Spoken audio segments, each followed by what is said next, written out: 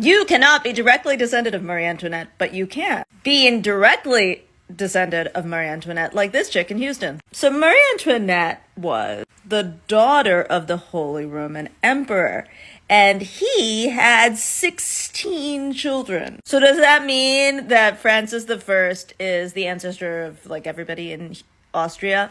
No.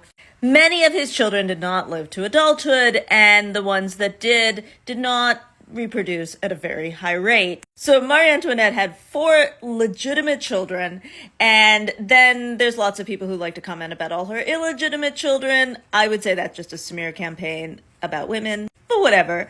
My point is, she had no grandchildren. As a result, nobody is directly descended of her. But her brother, Leopold, became the Holy Roman Emperor, and his son, Francis II, was the last Holy Roman Emperor. And then from here, how do we get to that chick in Houston? His son had this guy who looks so happy, who had this guy who was the last Emperor of Austria. Now, where are we in history? Well, his wife, Zita, who came from Italian royalty, died in 1989. And there was enormous change in the feeling about royalty in Austria, thanks to a world war, from the time that this painting was made at the beginning of the 20th century until 1989 when she died. The story goes that they took her body on a procession. They had to get special permission from the government to have this funeral.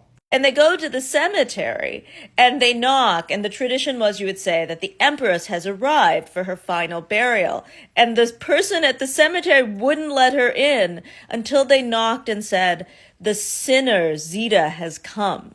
That said, her great-granddaughter, Tatiana, now lives in Houston, and she is doing just fine. She's actually also descended from the Russian royal family, and as already said, the Italian royal family, because they're all kind of intermarried. And she was working in banking, and her husband had gone to Wharton. So it turns out it's not so bad being indirectly descended of Marie Antoinette.